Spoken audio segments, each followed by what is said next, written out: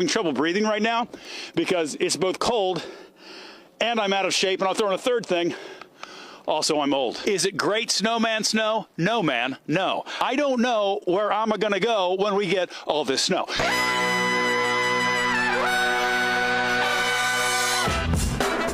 Good morning, sweet world, and welcome to the No Dunks podcast on the Athletic Network, a fine network. It's Tuesday, January 7th, 2025. I'm Jay Skeets here in the Classic Factory. Next to me, the bearded one, my top shot hot boy, Trey Kirby. Hey-o. Over yonder, making the magic happen, super producer JD. Hello. There he is, and finally, still outside, where the temperature has definitely dropped, it's Tass Mellis. It is cold, gentlemen. I was just trying to warm up before we started, and the cable came out of the microphone. It was very unfortunate. I jumped. I did some high steps, but I won't be doing that during the show because I lost connection for a second, but all good right now. I mean, Yes. It's super cold here in Atlanta. I had to turn the heat on in my car. Very weird. Wow. Yeah. Okay. It is. I believe as of going live right now on YouTube, it's -1 Celsius. That's about 30 Fahrenheit. So we're below freezing, and it's only going to get colder as the week goes on. And you said it's 80% chance of snow on Friday now? It's looking precipitation-ish on Friday, Skeets. Tass, I like that you have added a garbage can and a recycling bin to your shot. Absolutely. If anybody needs to throw some garbage in, I got it for you right here. Perfect shot. Recycling. I love it. Yes. I'll do whatever you need. It looks good. It looks good. Everybody joining us live on YouTube, hit the like button, subscribe, podcast listeners, leave us a 5-star rating and review, and I would encourage you to come over and check out the YouTube of Tass on location, bundled up. You got the snood on today, Tass. Yes. Is that what that is? Everybody needs a snood.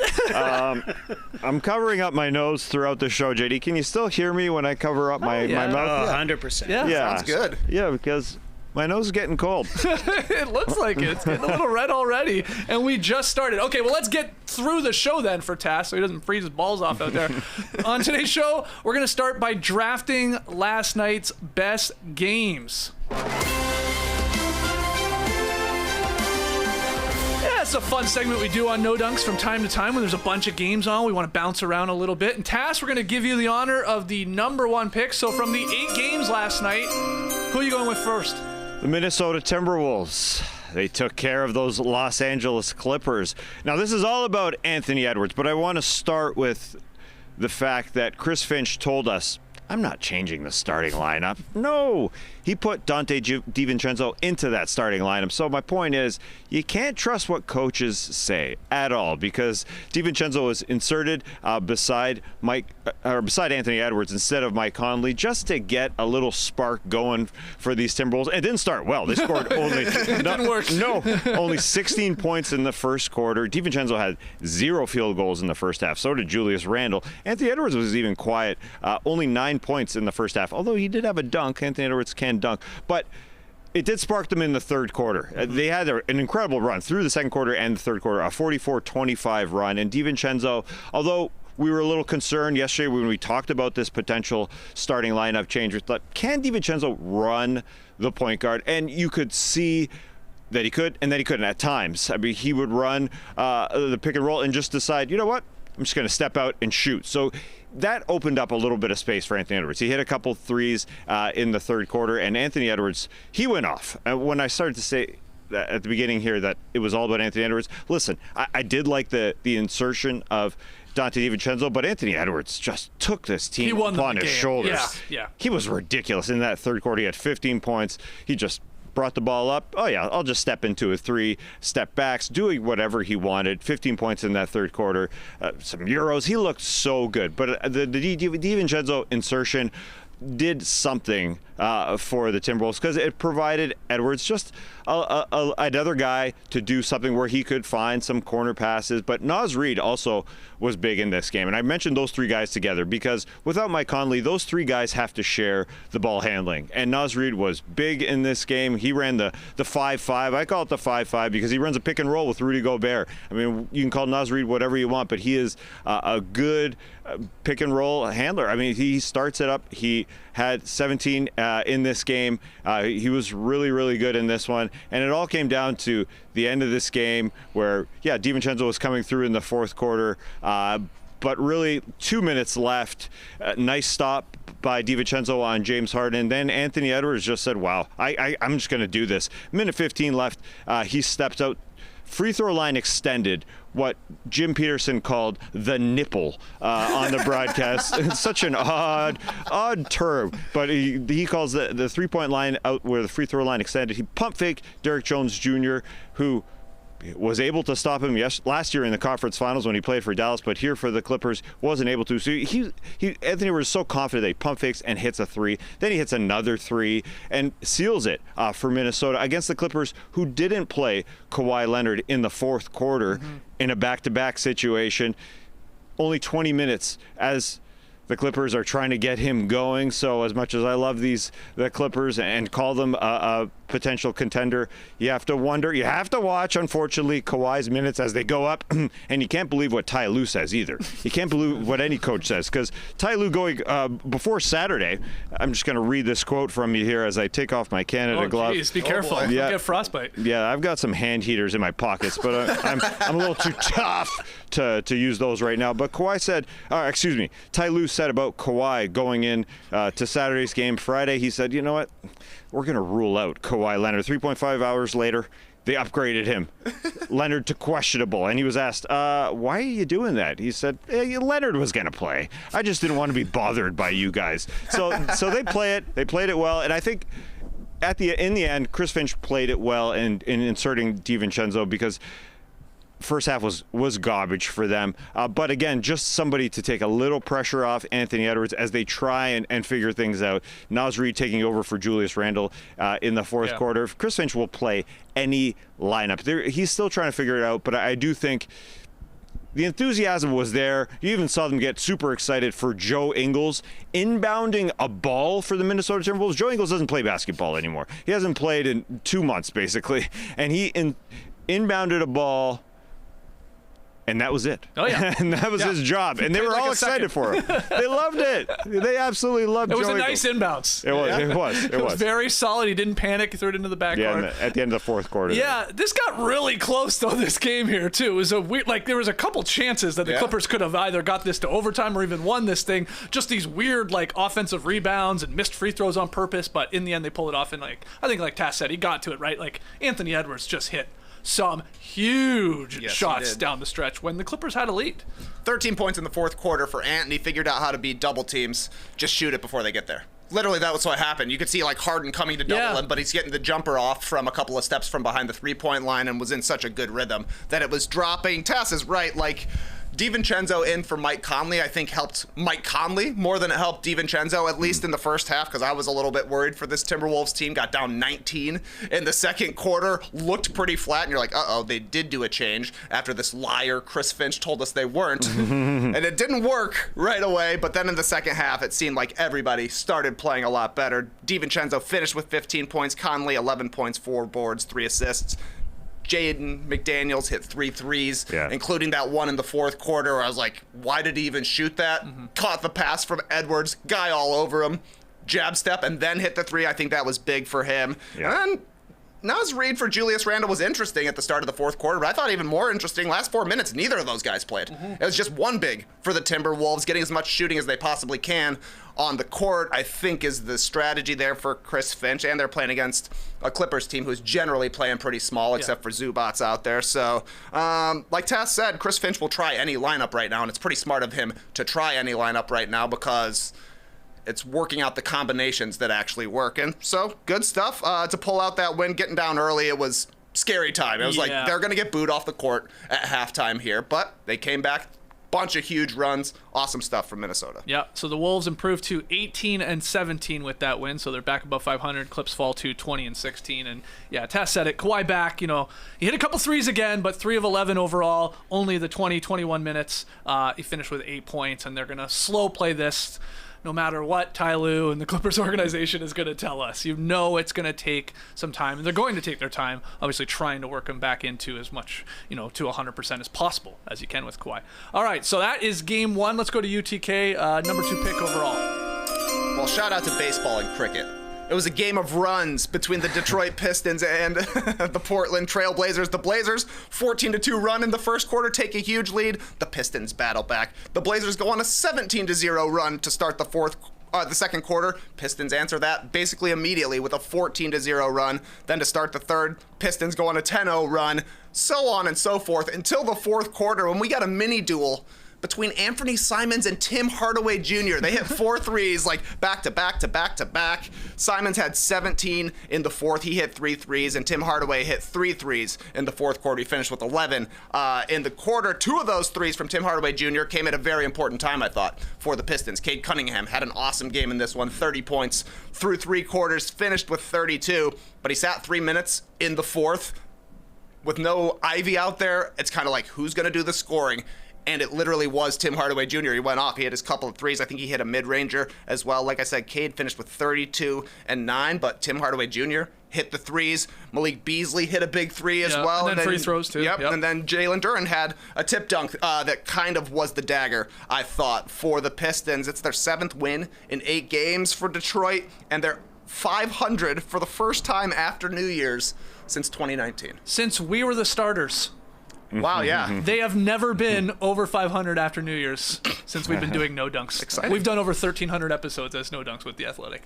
That's a long time, and it's nice to see the Pistons at 500. Tass, any thoughts on them climbing to 18-18 here? Yeah, I just, going through that, I realized that the Cade Cunningham, this is year 4 for him. I mean, the only time he's been over 500 was when they were 2-1 last year. That's it. That's the only time. Right. And so he must feel incredibly good. He signed that max extension this past offseason. He's leading this team. They got him some shooters, which definitely helps him. Yeah, big time. And so he just must feel incredibly good. And it has been impressive this year because it could have easily been one of Cade Cunningham's first 3 years in his career. They started 0-4. They started 8-12. They started 10-15, but they continued to fight. And yes, they have shooters, but even without Jaden Ivey, Noah Sarr-Thompson yesterday as well with an illness, him sitting out. So they were lacking scorers. But Tim Hardaway, what a monstrous addition he's been. I mean, he's been really, really good in that trade from Dallas. Had Chauncey Billups getting sort of honored there, too. Obviously, the coach of the Blazers, and they did sort of something for the Detroit 2004 championship and his induction into the Basketball Hall of Fame. So we got a very competitive game, and that was fun. It was really good. I know, it's weird to say at this point, even late in the season. It's like, a Blazers-Pistons game on a Monday night. Entertaining. I'm sure you guys were bouncing around and saw a little bit of this one on playback. We took in quite a bit. Second half. There you go. All right, I'll keep it moving here with the 3rd pick overall. I'm going with DeRozan, scoring 9 of Sacramento's 11 points in the second overtime as the Kings beat the Heat 123-118 to extend their winning streak to 5 games under Doug Christie. Are you a Christian? So I saw someone say, are you a believer? I'm a believer. That's right. Biggest sequence of this game for me came with like 1:45 left in regulation. The Heat, who at one point were leading this game by 17 points. I mean, they blew this one, and that's sort of been their MO this whole season. They have these big leads, and they blow them. They were holding on to a 5-point lead late, regulation. Keon Ellis took a really sort of tough, contested, off-balance jumper in front of the Heat bench. He missed, but the ball took a super high bounce.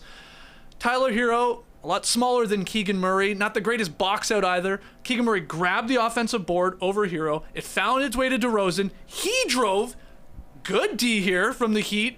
DeRozan got caught in the air. He's like, I'm not shooting it, so I'm like going to try and pass it, but he didn't really have anyone to pass to. So he almost like just dropped it, but luckily for him, Keon Ellis was sort of cutting. He came up with the ball, got it to Murray in the corner, who banged home a 3. Suddenly it was a 2-point game. And then immediately after that, and it wasn't really because of King's ball pressure, Tyler Hero just like brought the ball up super slowly. And like, again, there were a couple Kings guys there. And right at the last second, Tyler Hero realized, holy crap, I'm going to get an 8-second violation. Tried to get over the line, but the Kings bench, Doug Christie, everybody was on it. That's a violation. That's a violation. Ref called it. It was the right call. I don't think he got across. And that was huge because after a couple misses from both ends, the Kings would eventually tie this and get it to overtime. So that was a big sequence. And I brought up Ellis within that sequence. He was awesome, Tass. Once again, him inserted into the starting lineup, making huge defensive plays. I think I saw something like he may have had like 15 deflections alone last night.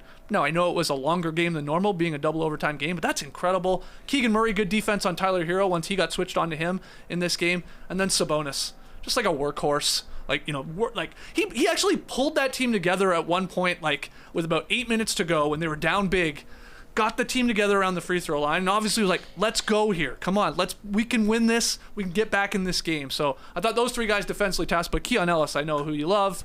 Again, awesome. Absolutely. He is the second coming of Doug Christie. I mean, I'm a Christian believer. I guess I am. It's one of those things that reeds better than says. Yeah. Christian. Yeah. As I listen to you from outside, I wonder, what is he going with? Oh, okay, I get it. I do get it. But Keon Ellis, I am a believer, no doubt. It is weird. You mentioned that play, 1:30 left in the fourth quarter. DeMar DeRozan down 5 drives, has nowhere to go, so basically just drops it on the floor. But Keon Ellis is doing something which is very useful, not standing around. He's just moving. And he just literally just tapped the ball to Keegan Murray, who hit that monstrous 3. And that was huge. Now, at the end of regulation, he could have ended this game. He could have hit 2 free throws, but he only hit the 1. So, he was hard on himself, but he is just a guy who will not stop. He's a guy who isn't a high draft pick, obviously. There hasn't been a lot made about him, so he will continue to fight for everything he gets in the NBA. And that's something that the Kings need, period. And so it's good to see him do that. Yeah, he's got to play when Fox comes back. That's why he's getting a ton of minutes right now, but I think he's going to be a more vital piece of Doug Christie's rotation than he obviously was with Mike Brown. Hit 3 threes in the fourth quarter, and like you said, Tass, he grifted those free throws at the end of overtime. Like, he probably traveled in the corner on that one, but they got the win. He made some shots, so I don't know. I guess it'll be Malik Monk will have to go back to the bench. His playmaking's been pretty big, I think, for the Kings, but I think they need the defense from Keon Ellis and the needing the ball. Like, he doesn't need the ball. He just runs around out there. That's very helpful to have a fifth starter who just gets in where he fits in. So I think that should be the play for Doug when De'Aaron Fox comes back. I think he's got a bruised butt cheek, right? I think so, yes. A buttocks contusion. That's the nice way of saying it. DeRozan hit a big jumper. It looked like Bulls DeRozan once again in the fourth quarter through both overtimes. He hit the one with 13 seconds left to put the Kings up by 5, and Mark Jones yelled, "Belated Happy New Year!" Ooh, it's the last day you can say it, apparently, according to Larry David. Exactly right. You had to sneak it in. That's right. Larry David says you can't say Happy New Year after January 7th, I believe is his official term. A couple boneheaded plays from the Heat, too. I mean, we brought up the one where Tyler Hero got the 8-second violation. That's rough at that point of the game. Jaquez missed a wide open 3 in the corner in front of the Kings bench. That probably would have iced it at the end of regulation. And then Haywood Highsmith, after some misses, he fouled Sabonis 94 feet from the rim. I mean, this was a rebound that Sabonis grabbed, a defensive rebound. It was off the Jaquez miss.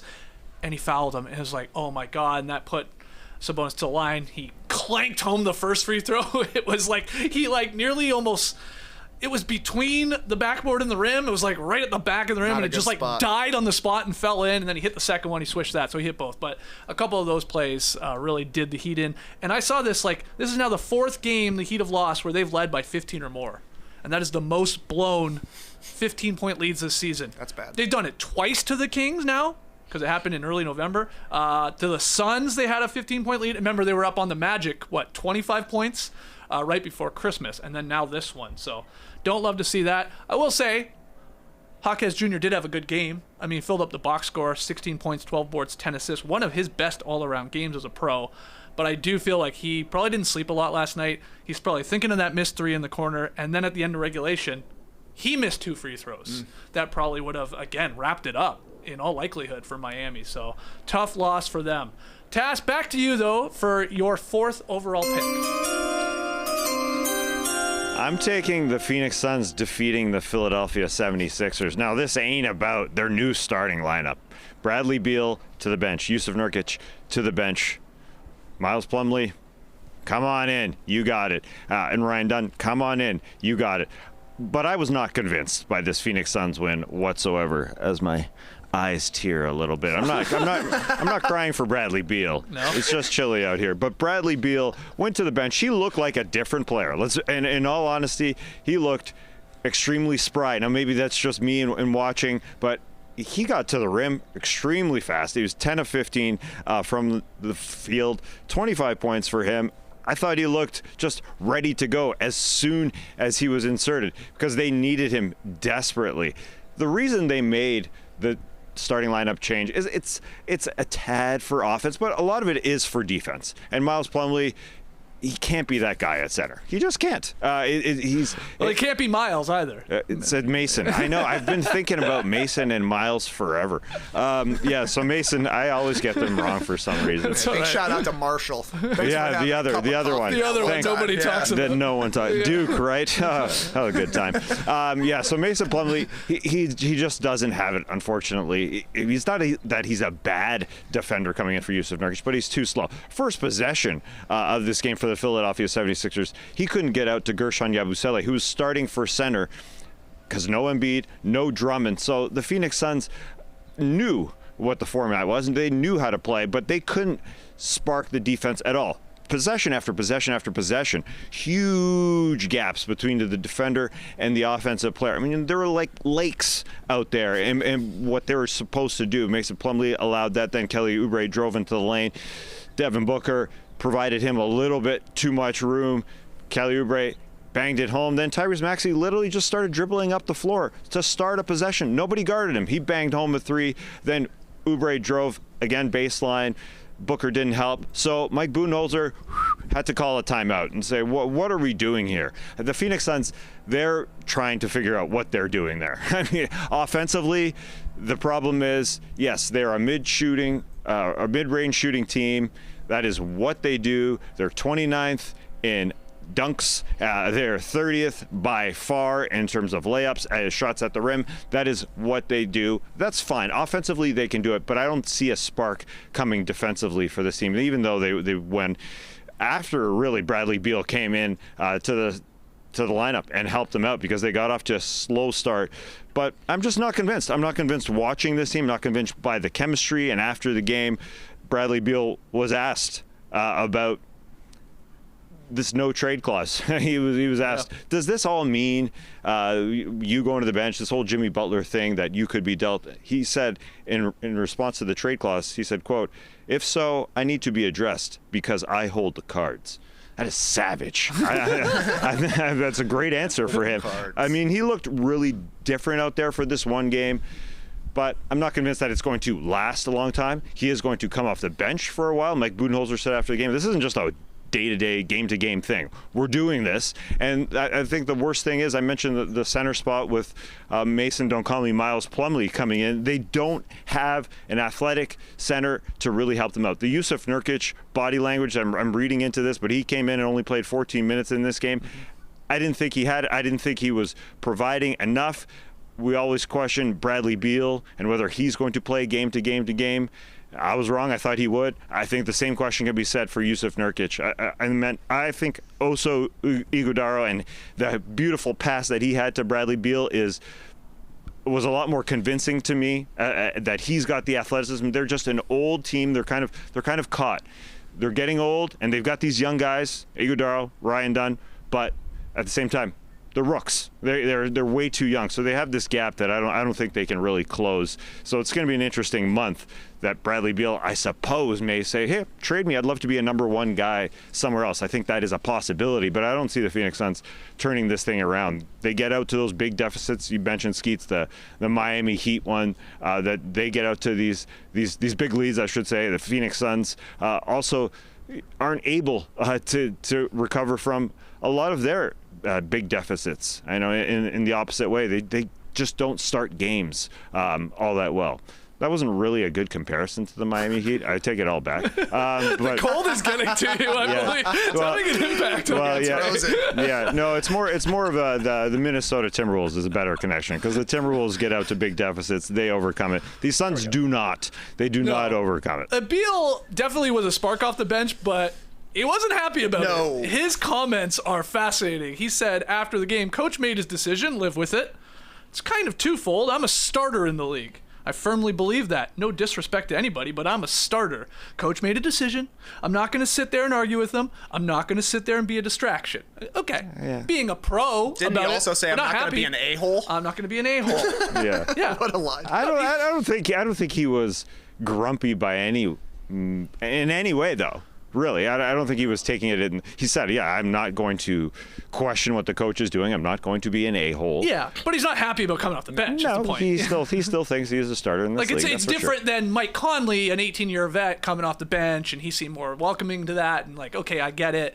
Whereas Beal believes, and maybe rightfully so, that I'm still a starter in this league, and these guys do take it to heart. Absolutely, they do. But it did work in this game. Yeah, he should have played worse. Right. If he wants to start, he shouldn't have played so well. Right. 25 points and 5 assists. Their bench outscored the 76ers bench 54-7. I think Beal had 20 in the second half alone. He also played 11 of 12 fourth quarter minutes. That's what a starter does.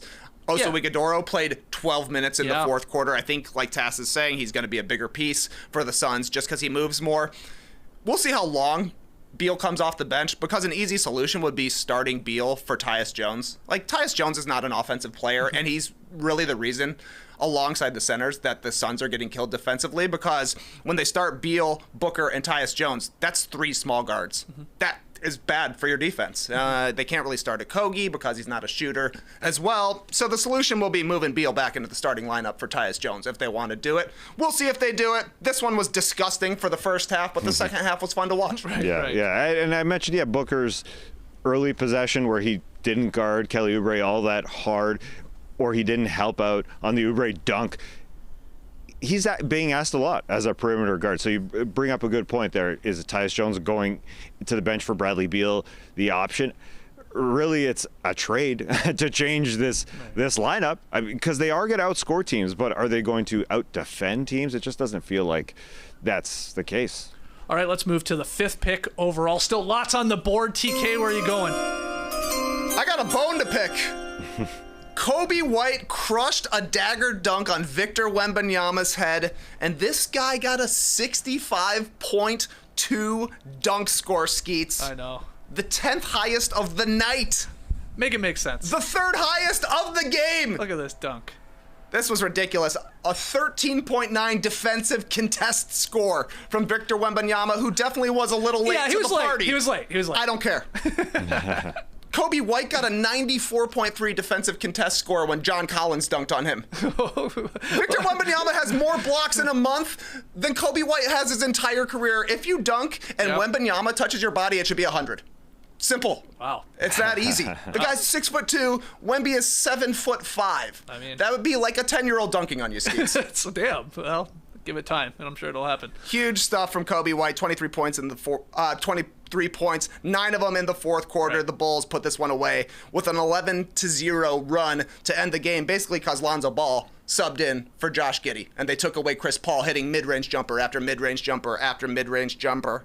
Kobe's been stringing some nice games together. His last 5 games, 24 points, 5 assists, shooting 48 from the field, 41 from 3, 95 at the line. But Zach LaVine was the star once again in this one. 35 points, 10 rebounds, 8 assists, 14 points in the fourth quarter, including 3 threes, had 2 assists as well, and no turnovers. I love to see it. The decision-making is always the problem with Zach LaVine, but he was getting to his spots, he was rising up, and he was knocking down any sort of shot he wanted. Great stuff from the Bulls, stringing together those wins like I wanted at the start of the new year. The game has changed.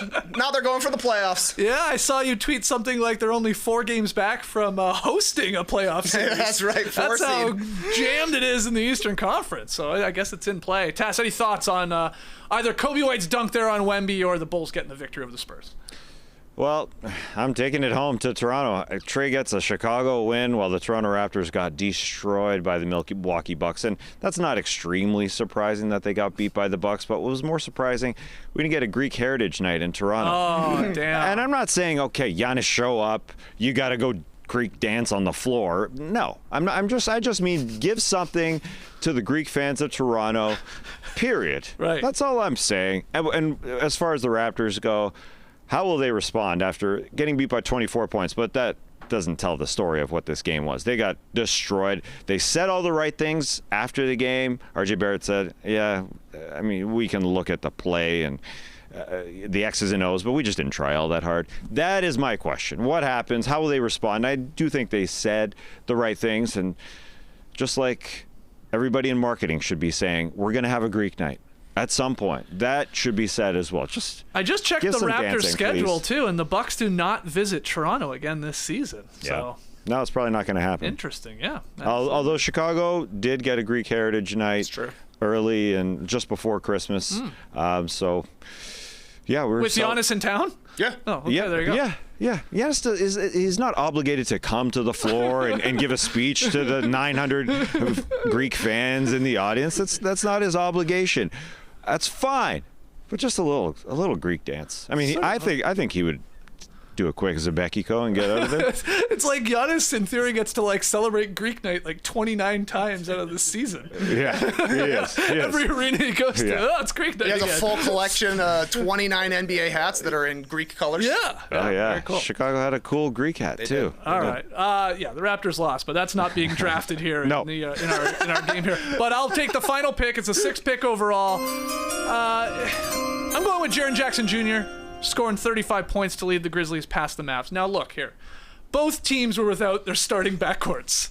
Grizzlies have no John Morant, no Desmond Bane. They are injured. Same for the Mavericks. Luka out with the calf strain. And then earlier on Monday, Dallas announced that Kyrie Irving is going to miss some time here with a bulging disc in his back. You got to make sure you say that one slowly. But he's going to be out for a couple weeks. So, none of the guards that you would go to see, pay good money to see in Memphis there, played last night. But that was okay because Jaren Jackson Jr. did the heavy lifting here for Grizzlies. 35 points, 13 boards, 5 assists. They got the easy victory, 119-104 over Dallas.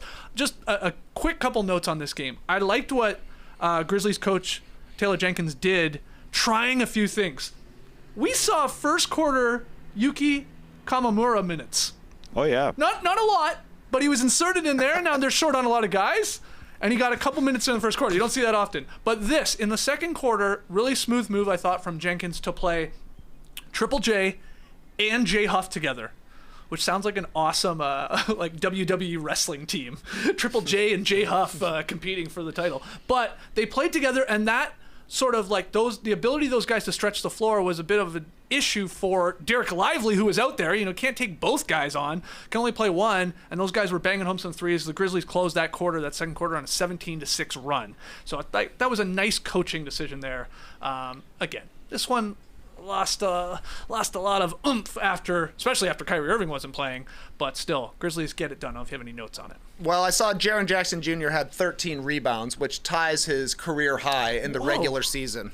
Wow. He has 2 14-rebound playoff games. Did you know Jaren Jackson Jr. has 32 double-digit rebounding games in his career in 391 total games? Yeah, That's actually crazy to me. I know he's not a great rebounder. That's the number one criticism with him.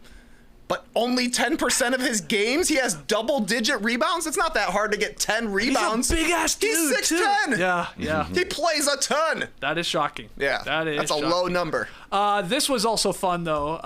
A couple weeks ago, before you show the photo, JD, we talked about AJ Green on the Milwaukee Bucks. Derry Bird, as he's lovingly known as. And for whatever reason, we thought it'd be a great celebration for Derry Bird, to do the udders, right? Yeah, we did. Throw up the udders, somebody milk them. Still sounds weird when you say it out loud. Well, Luke Kennard, I don't know if he's a fan of the show or what, or maybe he was just doing a weird stretch. But after the Grizzlies scored, there was a shot of the Grizzlies bench, and Luke Kennard, he threw up the udders. Yuki, milk me. Now, obviously, AJ Green, Derrick Bird was not playing in this game.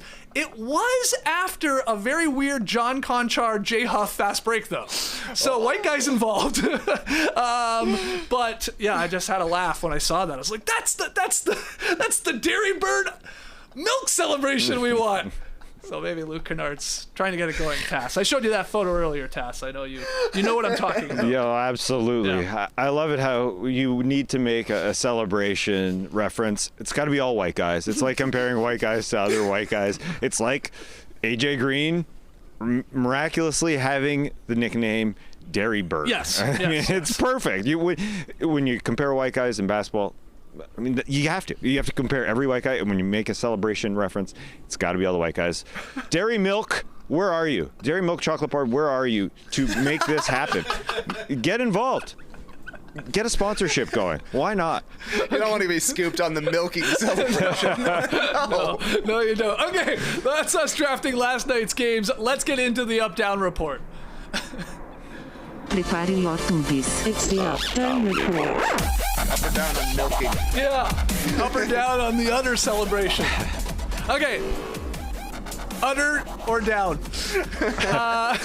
First one, according to The Athletic, the Warriors are not interested in trading for Jimmy Butler, who would simply cost too much, both in terms of the max money he maybe wants and the package price of dealing for him. We sort of talked about this yesterday. Instead, the Warriors are looking to make deals for players on mid-tier contracts, and according to sources at The Athletic, Bulls center Nikola Vucevic has emerged as a trade option. We know what thumbs we're going to see from TK. We'll get to Tass in a second, but up or down on reports that the Warriors actually don't want to pursue Jimmy Butler and would prefer Vucci, baby. Yeah, I'm not actually sure how to relate my thumbs to this, so I'm going to go double down. I'm going down from the Warriors' perspective. I think they should go for Butler. That's the main thing I'm saying. I think they should prefer Jimmy Butler over Nikola Vucevic. I wonder how much of this is negotiating out in public, saying, yeah, we actually don't want that guy, which could lower the price a little bit. How much of this is expectation setting for their fans, saying it's going to be tough for us to get Jimmy Butler. We're not sure if it's the right move. Were we to go after Vooch?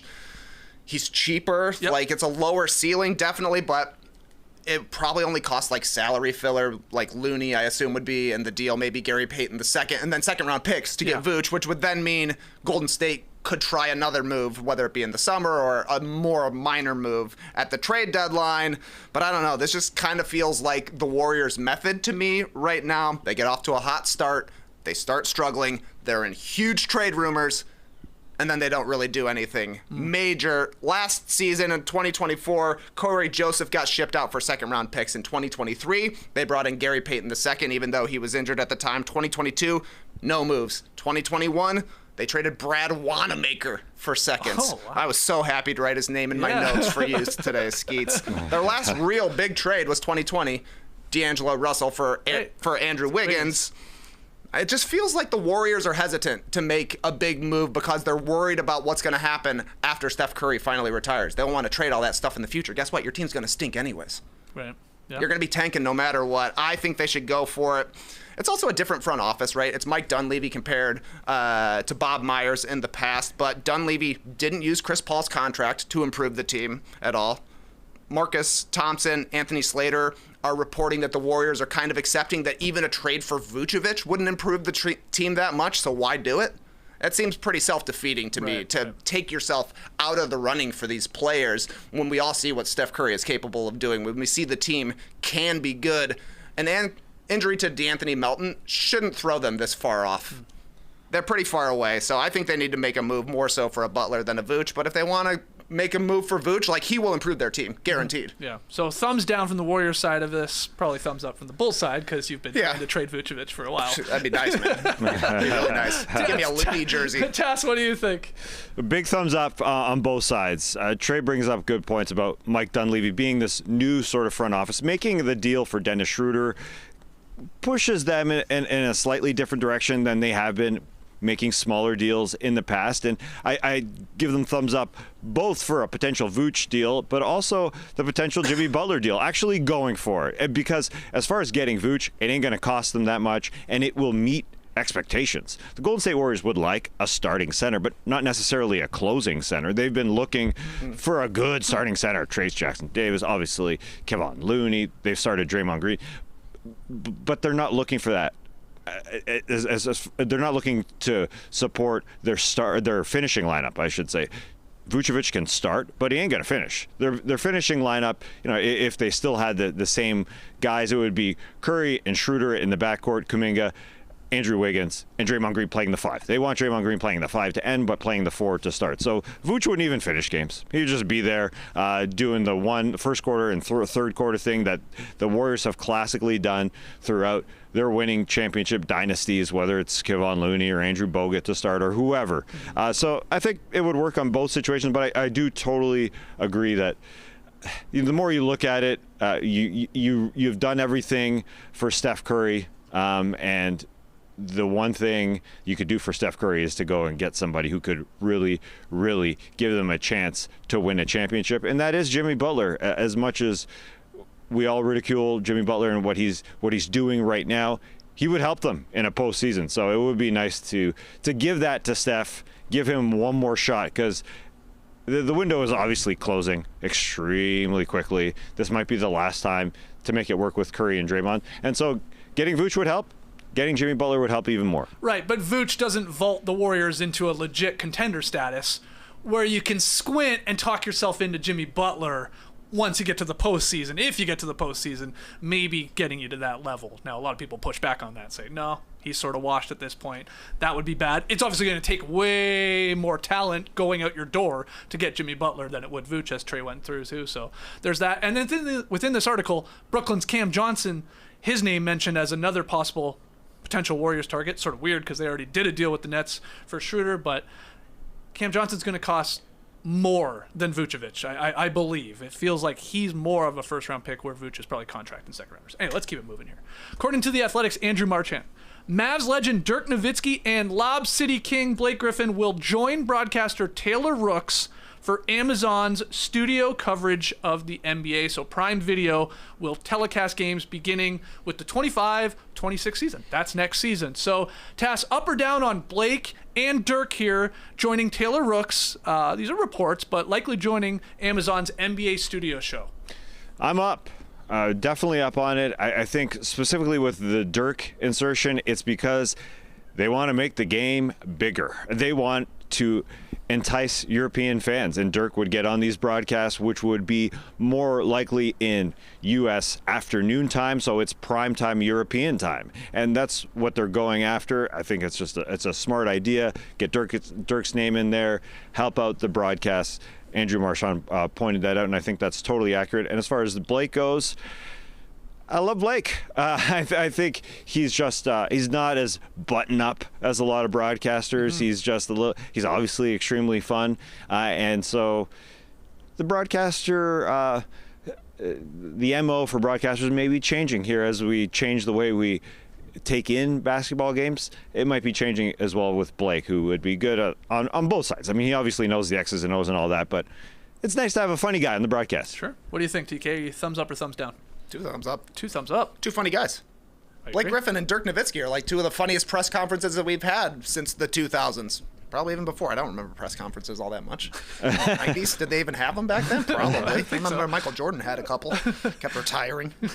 But yeah, these guys will be good. They'll be funny, and they'll be alongside Taylor Rooks, the best 3-on-3 team in broadcasting, I would have to imagine. Neither Blake nor Dirk are too far removed from their playing days. Yep. They still know the guys that are in the league, which I think is huge. And I don't think you're going to get hating on the game from either of these guys. Blake maybe more so. You know, he's just got more of like a zinger kind of temperament, I think, than Dirk does. But Dirk's going to be honoring all of these guys that we're seeing.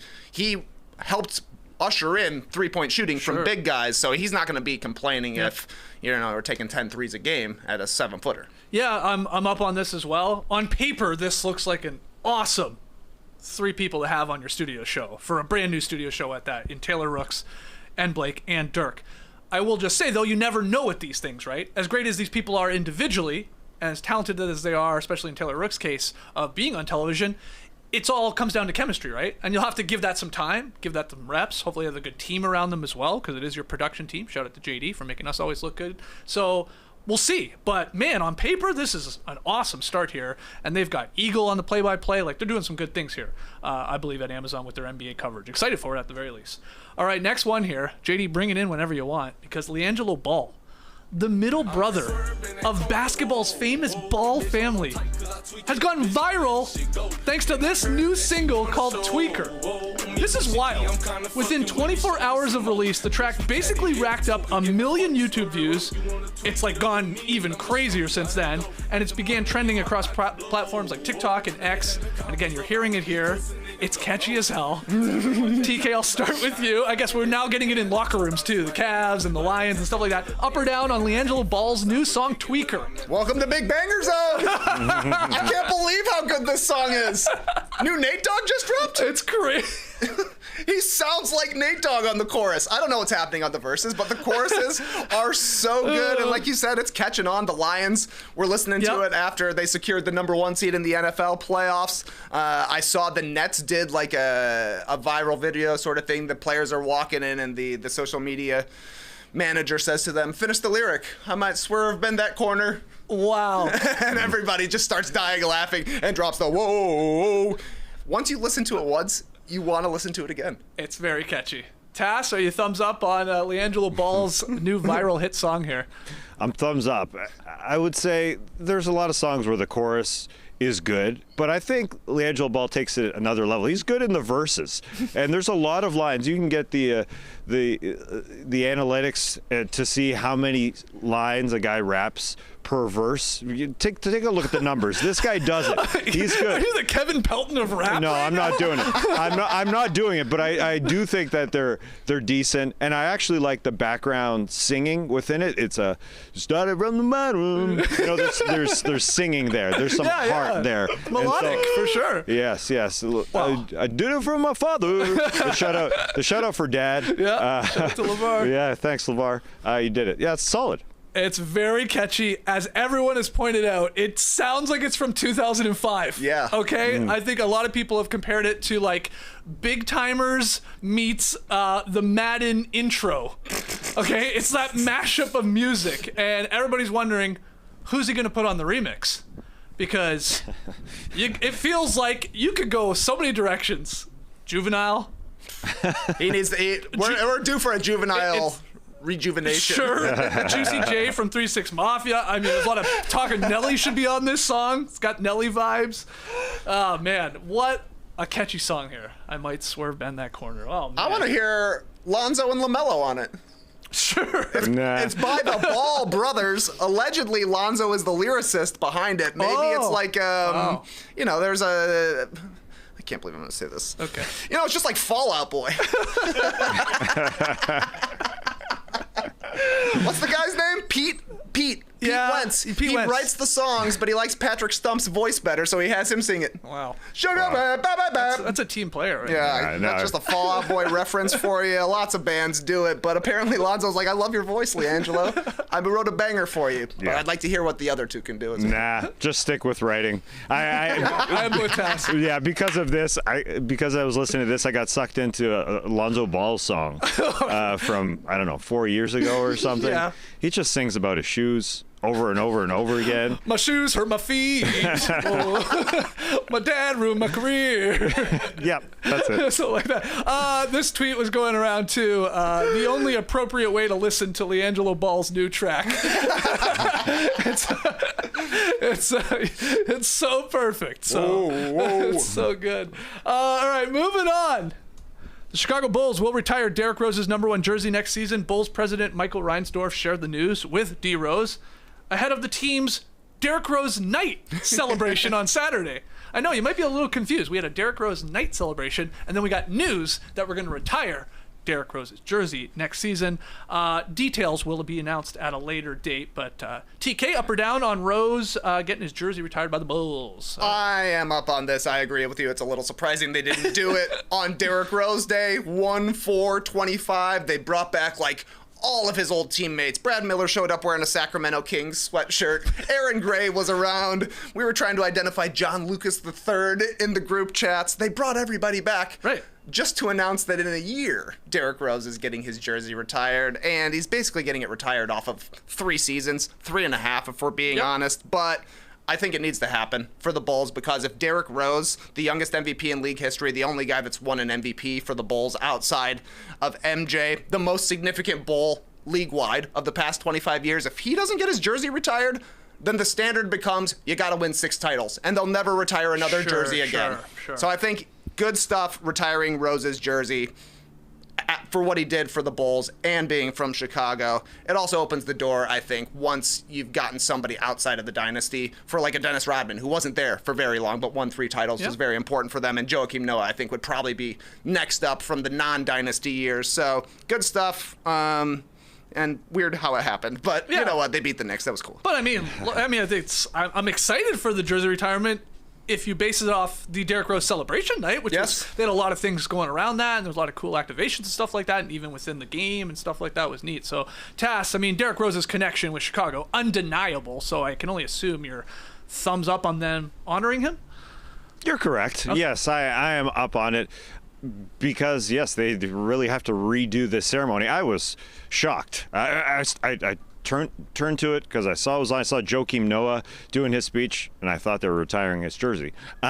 Being that they're at center court, they're doing the whole thing. But Joakim Noah has to be back next year because I thought Joakim Noah was awesome. I mean, he was really making Derrick Rose cry. He is great on the mic. He was phenomenal.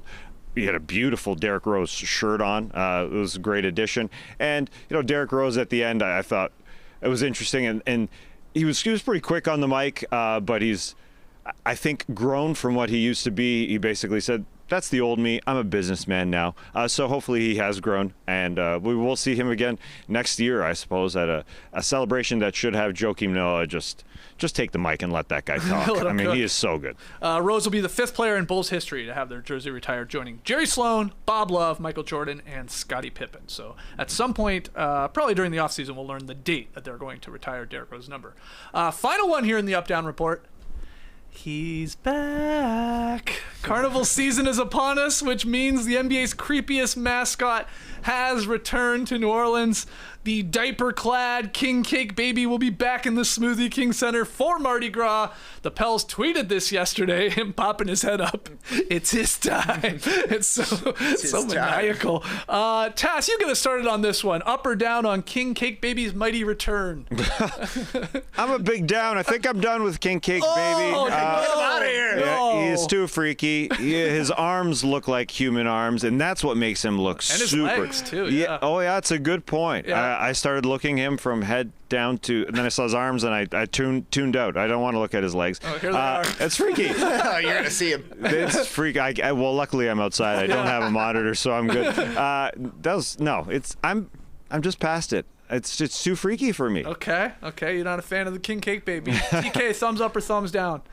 I'm like Tass. I'm not a fan of King Cake Baby, but I love that he comes back every year. So do I. I hate this guy. It's like watching a magic trick. You think you should be able to figure it out, and you get so upset that they keep doing it and they keep fooling you. And it's like they keep bringing back King Cake Baby. Apparently, he's available for private bookings. $150 for. I'd love to have him in the studio for here. 30 minutes, $300 for an hour. That's not a deal. Just adding, but still, imagine King Cake Baby here just hanging out the entire time. He's obviously busy during the winter months as he's preparing for Mardi Gras, but we can get him in the downtime. Yeah. See some shorts on those legs. Do you think he's? See, that's interesting. I feel like he's only available during the Mardi Gras celebration, which does last for like a month and a half at least. But I don't know what he does for like the other 10 and a half months. It's a great. You think we could get him during his downtime? I don't know. Yeah, and is he only around in January and February? He's still. I mean, how many Pelicans games can there possibly be between now and Mardi Gras? 15. He's still got time. Yeah. Yeah. It wasn't part of the ad that it's Mardi Gras time? Yeah. I mean, it's not. It's a month away. No, it's a very long celebration, though. But it starts in February. Well, I know. But it started now. Well, the Cake Baby is just going to be at games for 6 weeks? Oh, yeah. You're going to see a lot of King Cake Baby, especially on your social media channels. Which I'm happy about. I'm thumbs up. For those that don't know, by the way, like what the hell this thing is. I mean, Mardi Gras always has that sugary, sweet, colorful, I guess, king cake. And then within it are usually small charms, which are, I guess, plastic baby figurines that represent Jesus. And they're hidden in the cake if you get them. That's like, I think it's 2 things. If you find one, it's good luck for you for the year. And I believe you are in charge of bringing the king cake to the next party. Oh, that's good. Yeah. I like that. So you have good luck, but you got to go shell out. I don't know, what do these cost? $12.99 for a cake. So that's what he is based off of. He's just a giant creepy version of it. He's a big old baby. just a person dressed up like a big baby. Yeah. That's what's weird. He's just dressed up like someone at Times Square on New Year's Eve. Wearing a diaper. So, do you think one of the Pelicans has to find King Cake Baby around the arena, and then they get to bring him to the arena the next year if they're still on the team? I hadn't thought about that. All right, that's the Up-Down Report. Let's hear from all of you guys in the stream team. Thumbs up or thumbs down on all those. Let us know in the YouTube comments. Tweet at us if you want, at No Dunks Inc. Okay, pick'em results last night. We don't have the graphic here, unfortunately, but I lost. Who else lost with me? Tass lost, because we took the Philadelphia 76ers. I don't know about you, Tass. I thought Joel Embiid was playing. Oh, I definitely did. Why do we ever think that? He didn't play. Suns won, as we talked about. They just had to cover, and they just won outright. So what's tonight's game, Tass? Well, initially, I saw Golden State was hosting Miami.